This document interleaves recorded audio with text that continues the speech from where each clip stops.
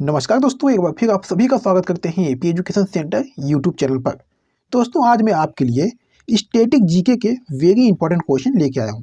मैंने आपके लिए सारे क्वेश्चन सिलेक्टेड और इम्पॉर्टेंट लिए हैं जो आपके एग्जाम में डायरेक्ट क्वेश्चन बन सकते हैं। तो दोस्तों, आपको पूरा वीडियो जो ध्यान से देखना है। अगर आपको वीडियो पसंद आए, अच्छी लगे तो वीडियो को लाइक कर दीजिएगा और साथ ही साथ चैनल को भी सब्सक्राइब कर लीजिएगा, क्योंकि दोस्तों इस चैनल पर आपको रोजाना जो है टॉपिक वाइज क्लास कराई जाती है, जो आपके आने वाले सभी आगामी परीक्षाओं के लिए महत्वपूर्ण रहता है। तो चलिए वीडियो शुरू करते हैं पहले प्रश्न के साथ। पहला प्रश्न दोस्तों आपकी स्क्रीन पे है और पहला प्रश्न आपसे ये पूछ रहा है, गैस अथॉरिटी ऑफ इंडिया ने पहला हरित हाइड्रोजन प्लांट किस राज्य में स्थापित किया है। बहुत ही अच्छा प्रश्न है दोस्तों आपके एग्जाम के लिए। और आपसे बता दें दोस्तों कि इस वीडियो में जितने भी प्रश्न लिए गए हैं, अगर आपको किसी भी प्रश्न का आंसर पहले से पता रहता है तो अपना स्कोर जो है कमेंट बॉक्स में जरूर दीजिएगा, ठीक है। तो चलिए इस प्रश्न का सही आंसर देने का प्रयास करिएगा। गैस अथॉरिटी ऑफ इंडिया ने पहला हरित हाइड्रोजन प्लांट किस राज्य में स्थापित किया है। तो दोस्तों इस प्रश्न का जो राइट आंसर बनेगा ऑप्शन बी बनेगा, मध्य प्रदेश में स्थापित किया है। गेल इंडिया लिमिटेड ने मध्य प्रदेश के बीजयपुर में अपना पहला हरित हाइड्रोजन प्लांट स्थापित किया है। यह प्लांट राष्ट्रीय हरित हाइड्रोजन मिशन के तहत बनाया गया है दोस्तों। चलिए दोस्तों आपको बता दें, भारत में हरित हाइड्रोजन प्लांट लगने वाले कुछ और संस्थान हैं। ऑयल इंडिया लिमिटेड ने असम के जोरहाट में भारत का पहला शुद्ध हरित हाइड्रोजन पायलट प्लांट लगाया था दोस्तों। जिंदल स्टेनलेस लिमिटेड ने हरियाणा के हिसार में स्टेनलेस स्टील क्षेत्र का पहला हरित हाइड्रोजन प्लांट लगाया था दोस्तों। एनटीपीसी ने गुजरात में अपने पावर स्टेशन पर भारत की पहली ग्रीन हाइड्रोजन ब्लेंडिंग परियोजना शुरू की थी दोस्तों। इंडियन ऑयल कॉरपोरेशन लिमिटेड ने अपनी पानीपत रिफाइनरी में ग्रीन हाइड्रोजन प्लांट लगाने की योजना बना रही है दोस्तों, ठीक है। ये सभी महत्वपूर्ण पॉइंट आपको याद रखना है अपने एग्जाम के लिए। चलिए अगला प्रश्न देखिएगा, प्राचीन समुद्री बंदरगाह मुजीरिस किस राज्य में स्थित है। बहुत ही अच्छा प्रश्न है दोस्तों। इस प्रश्न का सही आंसर देने का प्रयास करिएगा, कोई भी दोस्त गलत नहीं करेगा, ठीक है। प्राचीन समुद्री बंदरगाह मुजीरिस किस राज्य में स्थित है। तो दोस्तों ये केरल राज्य में स्थित है, यानी इस प्रश्न का जो राइट आंसर बनेगा दोस्तों ऑप्शन ए बनेगा। प्राचीन समुद्री बंदरगाह मुजीरिस भारत के केरल राज्य में स्थित था। यह बंदरगाह जो है कोच्चि के पास पेरियार नदी के किनारे बसा था दोस्तों। मुजीरिस का प्राचीन नाम तिरुवंशीकुलम था। मुजीरिस चीन राज्य का प्रमुख बंदरगाह था दोस्तों। यहाँ पर दोस्तों केरल की बात आई थी, तो दोस्तों केरल की राजधानी जो है ये तिरुवनंतपुरम है और केरल के जो मुख्यमंत्री दोस्तों हैं वर्तमान में ये पिनराई विजयन है। और दोस्तों केरल के जो राज्यपाल वर्तमान में हैं ये राजेंद्र विश्वनाथ अगलेकर हैं, ठीक है। ये सभी महत्वपूर्ण पॉइंट आपको याद रखना है दोस्तों। चलिए दोस्तों अगला प्रश्न देखिएगा, निम्न में से कौन सा राज्य हरियाणा के साथ अपनी सीमा साझा नहीं करता है। Very very important question. इस प्रश्न का दोस्तों सही आंसर देने का प्रयास करिएगा, कोई भी दोस्त गलत नहीं करेगा, ठीक है। निम्न में से कौन सा राज्य हरियाणा के साथ अपनी सीमा साझा नहीं करता है। तो दोस्तों ये मध्य प्रदेश नहीं करता है, यानी इस प्रश्न का जो राइट आंसर बनेगा दोस्तों ऑप्शन बी बनेगा। हरियाणा दोस्तों जो है ये पाकिस्तान से भी अपनी सीमा साझा नहीं करता है दोस्तों, ठीक है।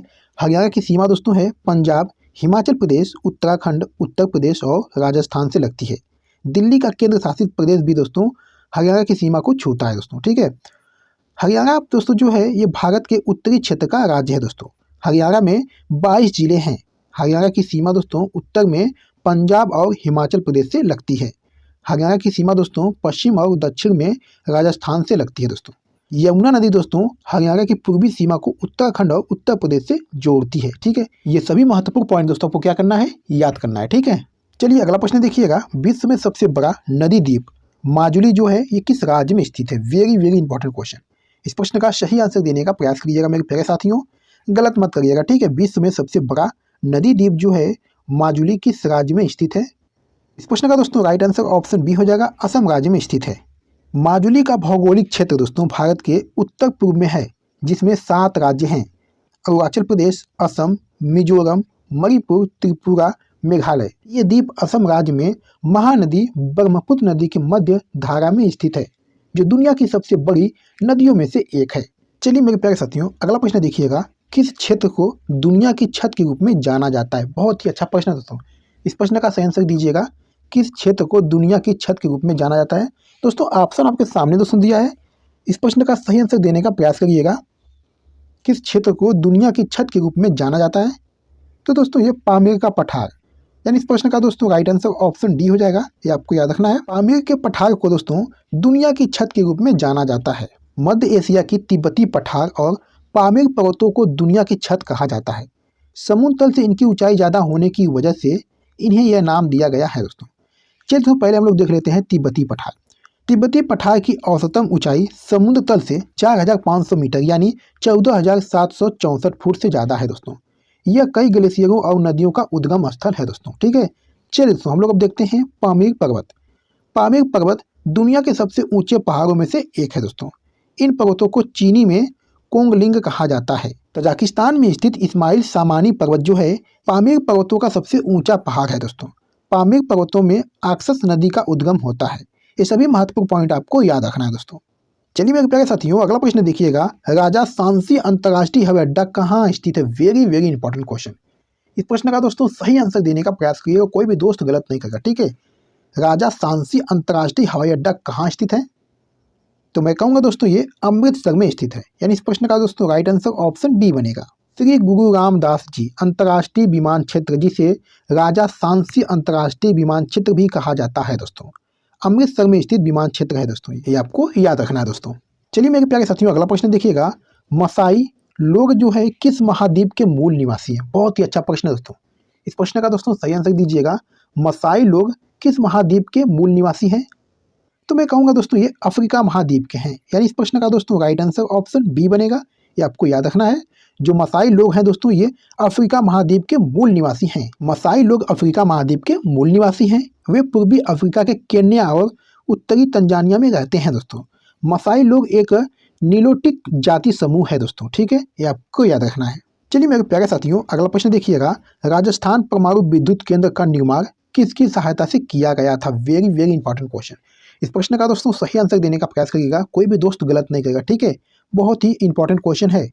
राजस्थान परमाणु विद्युत केंद्र का निर्माण जो है ये किसकी सहायता से किया गया था? ऑप्शन दोस्तों आपके सामने दिया गया है, सही आंसर देने का प्रयास करिएगा। राजस्थान परमाणु विद्युत केंद्र का निर्माण जो है ये किसकी सहायता से किया गया था? तो मैं कहूँगा दोस्तों ये कनाडा देश की सहायता से किया गया था। यानी इस क्वेश्चन का दोस्तों राइट आंसर ऑप्शन बी जाएगा। राजस्थान के रावत भाटा परमाणु विद्युत केंद्र का निर्माण कनाडा की मदद से किया गया था दोस्तों। यह भारत का दूसरा परमाणु विद्युत केंद्र है। इसकी स्थापना दोस्तों 1965 में हुई थी। यह चित्तौड़गढ़ जिले में स्थित है दोस्तों। इसका संचालन दोस्तों भारतीय परमाणु विद्युत निगम करता है।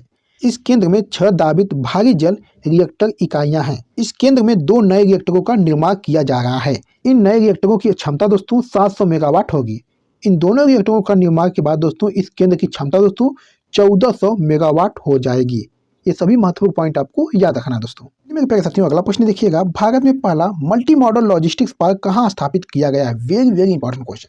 इस प्रश्न का दोस्तों सही आंसर देने का प्रयास करिएगा, कोई भी दोस्त गलत नहीं करेगा। ठीक है, भारत में पहला मल्टी मॉडल लॉजिस्टिक्स पार्क कहाँ स्थापित किया गया है? तो मैं कहूँगा दोस्तों ये चेन्नई में स्थापित किया गया है। यानी इस प्रश्न का दोस्तों राइट आंसर ऑप्शन बी हो जाएगा। चलिए दोस्तों आपको बता दें कि भारत में मल्टी मॉडल लॉजिस्टिक्स पार्क जो है ये कई जगहों पर बनाए जा रहे हैं। जैसे दोस्तों गुजरात, तिरुवल्लुर, नागपुर, बेंगलुरु और चेन्नई में दोस्तों बनाए जा रहे हैं। ठीक है, ये आपको याद रखना है।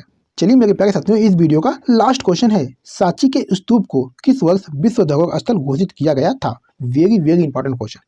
इस प्रश्न का दोस्तों सही आंसर देने का प्रयास करिएगा, बहुत ही अच्छा प्रश्न है दोस्तों। सांची के स्तूप को किस वर्ष विश्व धरोहर स्थल घोषित किया गया था? तो मैं कहूँगा दोस्तों ये 1989 में घोषित किया गया था। यानी इस क्वेश्चन का दोस्तों जो राइट आंसर बनेगा ऑप्शन बी बनेगा। चलिए दोस्तों आपको बता दें कि सांची के स्तूप को साल 1989 में यूनेस्को ने विश्व धरोहर स्थल घोषित किया था। यह स्तूप मध्य प्रदेश के सांची गांव में है दोस्तों। सांची के स्तूप को दुनिया की सबसे बड़ी और संरक्षित बुद्ध साइट माना जाता है दोस्तों। यह स्तूप भगवान बुद्ध से जुड़ा हुआ है। सांची के स्तूपों का निर्माण सम्राट अशोक ने करवाया था दोस्तों। सांची के स्तूपों का निर्माण जो है 3वीं शताब्दी ईसा पूर्व से लेकर 12वीं शताब्दी ईसा पूर्व के बीच हुआ था दोस्तों। सांची के स्तूपों की संरचना और वास्तुकला काफी खूबसूरत है दोस्तों। सांची के स्तूपों को देखने के लिए दुनिया भर से लोग आते हैं दोस्तों। ठीक है दोस्तों, ये सभी इंपॉर्टेंट पॉइंट आपको याद रखना है दोस्तों अपने एग्जाम के लिए। तो मेरे प्यारे साथियों वीडियो के पर समाप्त करते हैं। आज की वीडियो में बस इतना ही। और वीडियो आपको कैसी लगी? वीडियो अगर आपको अच्छी लगी है, पसंद आई है तो वीडियो को लाइक कर दीजिएगा। ठीक है, जो दोस्त मेरे चैनल पर पहली बार आए हैं उनसे निवेदन है कि चैनल को भी सब्सक्राइब कर लीजिएगा, क्योंकि दोस्तों इस चैनल पर आपको रोजाना जो है टॉपिक वाइज क्लास कराई जाती है, जो आपके आने वाले सभी आगामी परीक्षाओं के लिए महत्वपूर्ण रहता है। तो चलिए फिर मिलते हैं आपसे अगली वीडियो में, तब तक के लिए धन्यवाद।